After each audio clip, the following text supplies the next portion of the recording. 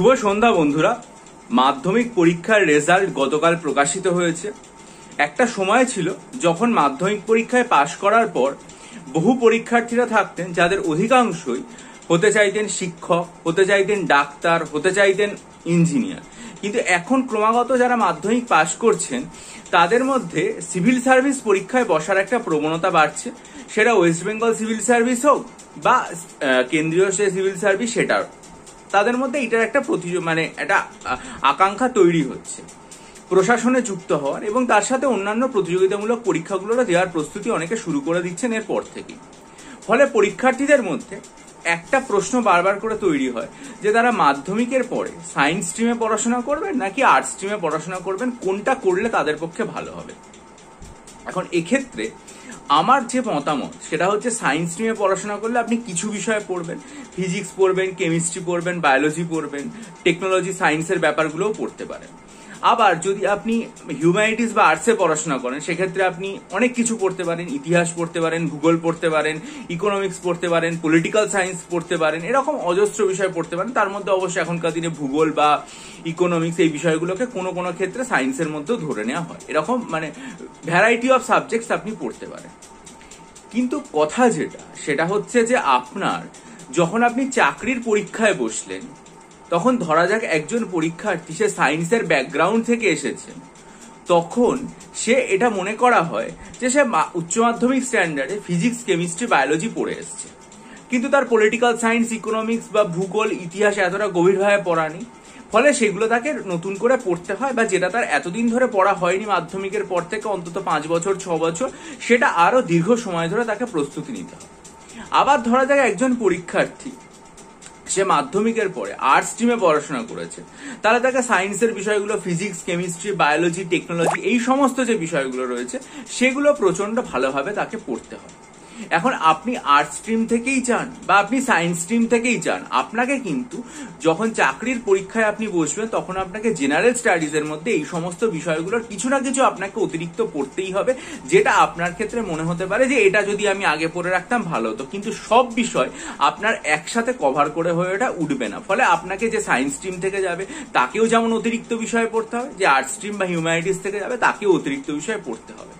এখন এই যে বিষয়গুলো, সেটা কেমিস্ট্রি হোক বা হিস্ট্রি হোক, ঠিক আছে, ফিজিক্স হোক বা পলিটিক্যাল সায়েন্স হোক, যাই হোক না কেন, সেগুলো পরবর্তীকালে পড়ে মেকআপ দিয়ে দেওয়া যাবে।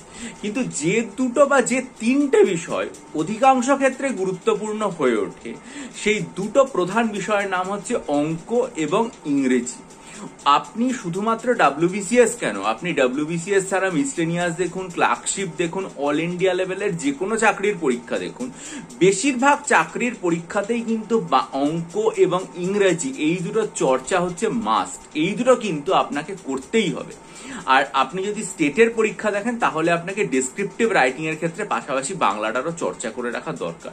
সেই জন্য আমি পরীক্ষার্থী যারা ভবিষ্যতে WBCS বা অন্যান্য প্রতিযোগিতামূলক পরীক্ষা দেবেন তাদের উদ্দেশ্যে এটাই বলতে চাই যে আপনাদের যে স্ট্রিম ভালো লাগে, সায়েন্স ভালো লাগলে সায়েন্স, আর্টস বা হিউম্যানিটিস লাগলে সেটা, কোনো রকম চাপ নেই, যেটা আপনার ভালো লাগে আপনি সেটাই পড়বেন। কিন্তু পাশাপাশি এই দুটো বা তিনটে বিষয়ের চর্চা আপনি চালিয়ে যাবেন। এক, অঙ্ক বিষয় যেটা রয়েছে সেটা, দুই হচ্ছে ইংরেজি, আর পাশাপাশি বাংলাটারও চেষ্টা চালিয়ে যাবেন। কারণ আপনি যদি রাজ্য স্তরের পরীক্ষাগুলোয় বসেন তাহলে কিন্তু ভবিষ্যতে আপনাকে ডেসক্রিপটিভ রাইটিং এর ক্ষেত্রে এই বাংলাটার যথেষ্ট প্রয়োজন হবে। ইংরেজির চর্চা বলতে আপনি গ্রামারের যে চর্চা সেটা নিয়মিত করে যাবেন। ইংরেজির চর্চা বলতে আপনার আর কি নিয়মিত ইংরেজি খবরের কাগজ পড়া, সেখান থেকে নতুন নতুন শব্দ সঞ্চয় করে আপনার শব্দ ভান্ডার তৈরি করা, এবং তার পাশাপাশি আপনার বিভিন্ন রকম বাক্যের গঠন দেখা, সময় পেলে অনুবাদ করা, সময় পেলে একটা এসে লিখে ফেলা, এই যে জিনিসগুলো, এই অভ্যেসটা আপনাকে বজায় রাখতে হবে। 2 নম্বর যেটা, সেটা হচ্ছে মাধ্যমিক পর্যন্ত আপনি যে সমস্ত অঙ্ক বইগুলো করেছেন সেই অঙ্ক বইগুলো আপনি পুনরায় বারবার করে রিভাইজ দিন। পারলে উচ্চ মাধ্যমিক স্তরের কিছু অঙ্ক যাদের সায়েন্স স্ট্রিমে নেই তারা কিন্তু অঙ্কগুলো প্র্যাকটিস করে রাখবেন 2 বছর বা 3 বছর সময় ধরে।